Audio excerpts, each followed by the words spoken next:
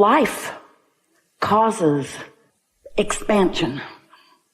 And in the moment of the launching, which often comes from a contrasting moment, you're nowhere near what you're asking for. In fact, if someone said, "What do you want?"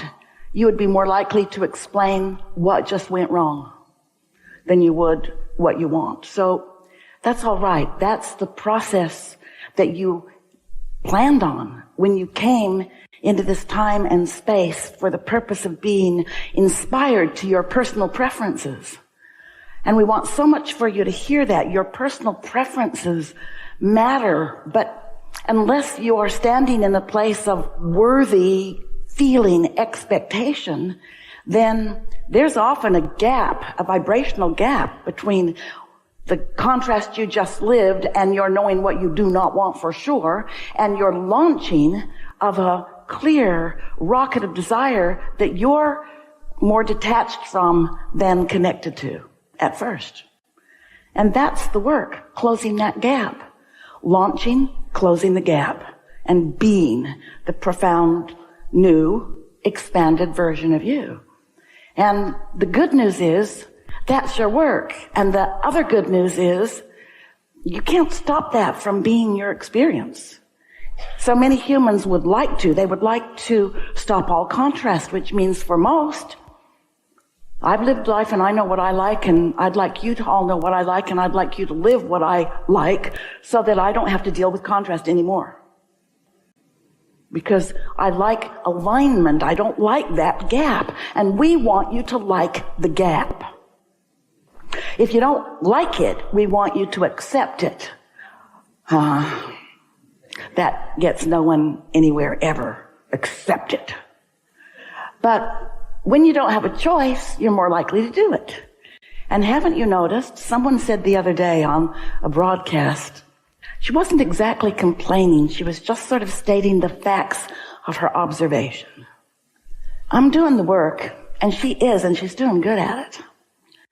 But it seems like I just do another process and soothe myself, and another process and soothe myself, and another process and soothe myself. And is there ever going to be a time that I don't have to do that work? No. That's the work. So there's something about accepting it not as something that I have to do, but something that is of value to do, and something that is fun to do, and something that, when I get my hands in that clay, is so satisfying. When you connect the dots that you chose, you weren't exactly in alignment with your choice, but you wanted to be, not only because you want the better feeling choice, but because you want the better feeling of the better feeling choice. So it's the better feeling that you're going for, but that's hard to accept. No, I'm pretty sure I just want him in my bed now. I want the money in the bank tomorrow, today, now. I'm pretty sure that it's the demonstration, materialization, manifestation of what I want that I want. I'm sure of it. I'm sure that the absence of it has inspired me to want the presence of it. So Abraham, please don't give me that gobbledygook about feeling better anyway. And we say, we want you to feel better anyway. You're conditioned to this physical manifestation because, well, for a number of reasons, you're really good at it. You're born with energy translators. You can see it, hear it, smell it, taste it, touch it. So you're really good at observing what is.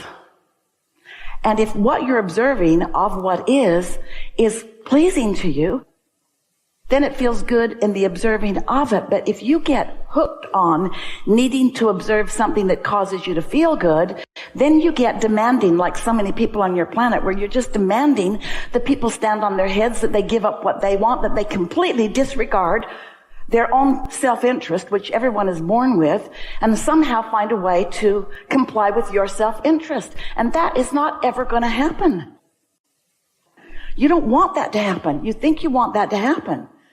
That's harmony. No, that's not. That's one note, and it's boring. Harmony is a lot of notes playing, and you tuning yourself to pick from among the notes that are playing to activate within your point of attraction the vibration that attracts the harmony from the masses, from the most, from the all. And when you reach that place of getting it, that you are the tuner, you are the pointer, you are the decider, you are the offerer of a vibration, and the law of attraction is responding to the vibration that you offer, period, then you might feel backed enough into a corner of that's how it is. Law of attraction is responding to how I feel. And so we want to say how you feel is how you feel, and how you feel is what you get. Because the law of attraction is responding to your vibration, which is about how you feel. So how you feel is how you feel. We get it. How you feel is how you feel. How you feel is how you feel. That rat bastard. How I feel is how I feel. How you feel is how you feel. How you feel is how you feel. And how you feel is what you're getting. And that is so confounding to so many, because you know that everybody doesn't make you feel like that. So you'd like that makes you feel like that to be different than that, because you don't want to feel like that. And that is why you put so much resistance into your point of attraction. And that's really what we want you to walk out of here knowing more about today. We're just going to tell you really briefly exactly how it all works. You are non-physical energy, and focus part of that energy into this time and space and this body. Splat. And when you got here, you began right away assimilating, observing. And in your observation, you developed patterns of vibration, because that's what thought does. It is vibration. And you emanated it, and the law of attraction reflected back to you precisely the emanation of your vibration. Now, you want to say, I don't think I had a lot of choice, because I was born, we said you chose that. But I was born there, we say you chose that. With them, you chose that too. And rather than spending the rest of your life trying to explain to you why, we just want to say, you chose that because you knew that that position could be completely and continually, and would be completely and continually modified to match the new decisions that you were making because of your worthy and blessed opportunity to explore and decide for yourself. So when someone was rude, you knew you didn't want more of that. You wanted niceness. When you are rude, you know you don't want that. You know how that feels. Not enough of something you want. You want more of that, and too much of something you don't want. You want less of that and more of something on the other end of the vibrational stick. Your life is working for you because it is focusing you into constant requests that are emanating from you, whether you know that they are or not. And those requests, we call it launching rockets of desire,